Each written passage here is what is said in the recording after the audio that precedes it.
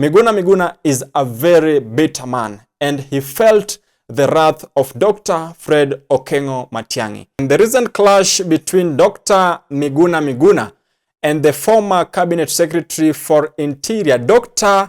Fred Okengo Matiang'i, who is now a presidential aspirant in the Republic of Kenya, has now drawn a lot of attention from both online and offline. Miguna Miguna breathed fire after Fred Okengo Matiang'i was hosted in Citizen Television.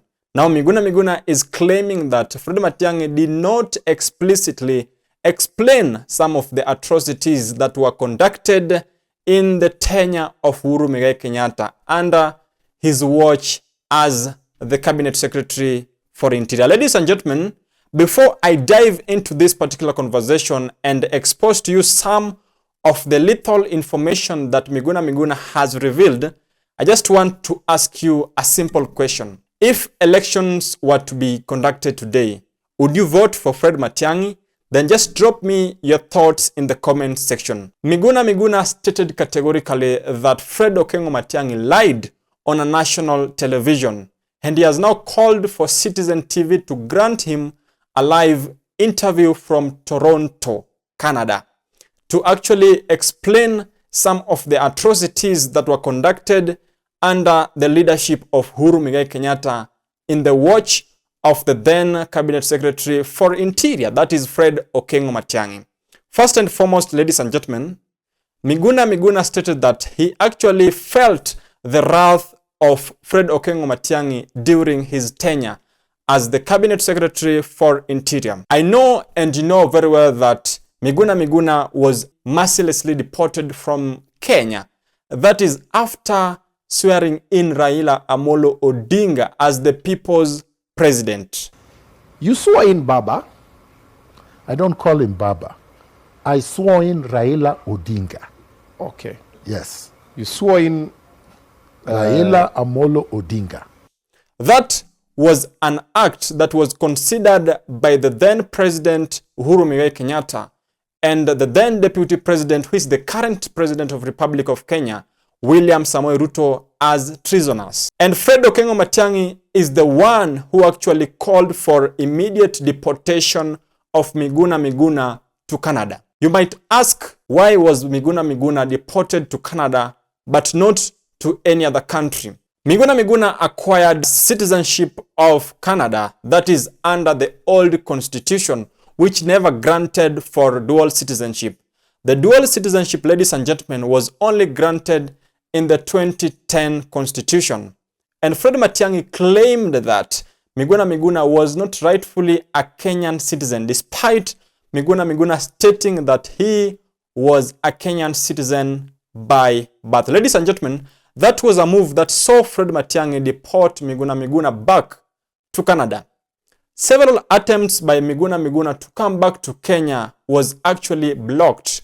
And there was an instance, ladies and gentlemen, whereby Miguna Miguna was taken back to Canada after landing in Jomo Kenyatta International Airport. Ladies and gentlemen, Miguna Miguna is a very bitter man, and he felt the wrath of Dr. Fred Okengo Matiang'i. Fred Okengo Matiang'i granting Citizen TV that interview was very significant. And I just want to share with you some of the critical information that Fred Okengo Matiang'i shared with the public. And you know, ladies and gentlemen, becoming a presidential candidate is not very easy. And people were asking several questions pertaining to the candidacy of Fred Okengo Matiang'i, whether Fred Okengo Matiang'i is clean to run for presidency. First and foremost, ladies and gentlemen, there are some allegations that are linked to Fred Okengo Matiang'i. That is when he was serving as the Interior Cabinet Secretary of the Republic of Kenya. The Rivayala killings has been on the neck of Fred Okengo Matiang'i ever since he declared his presidency. What do you know about Rivayala killings? This is the first time ever I'm having a public opportunity to answer that question directly.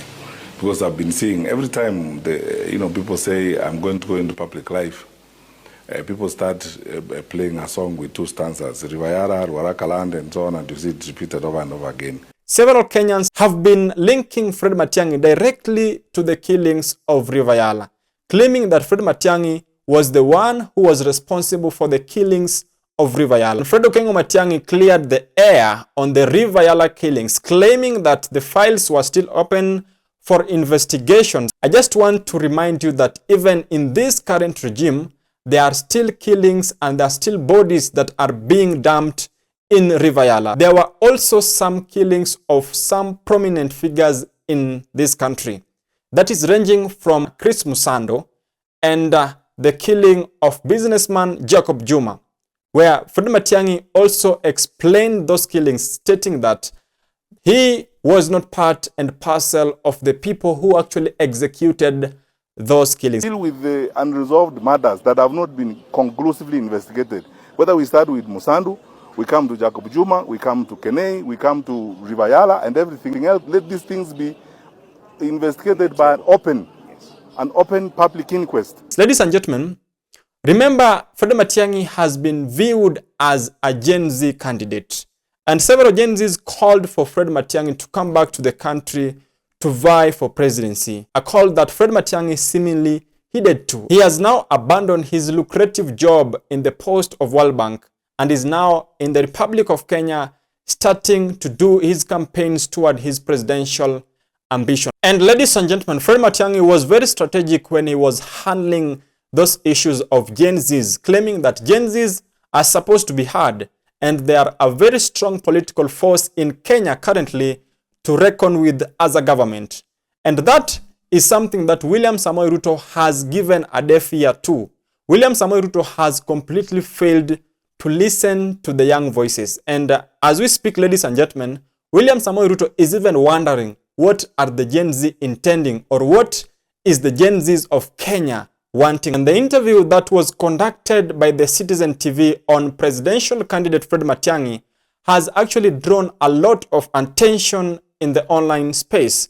Several people accusing Fred Matiang'i as adopting a dictatorial tone while addressing some critical information, while some stating that Fred Matiang'i dodged to answer some critical information. Wacha hii mambo yenye mnasema mnaenda maandamano. Ya kitu ujika kama hii haipatikana. We will never have demonstration in this country. Fred Matiang'i is ruthless. And that is the reason as to why I'm here to ask you, what is your opinion concerning that interview? And now, ladies and gentlemen, all eyes are watching on Citizen TV to actually grant Miguna a rebuttal interview to come clean on these atrocities that he's claiming that were conducted by the Cabinet Secretary for Interior. Ladies and gentlemen, that's all for now. This is Alois TV. Please do let me know where you're watching me from, whether you're watching me from Kenya or outside the country. Remember to like and subscribe to this channel. Without further ado, let's just meet in the next one. Adios.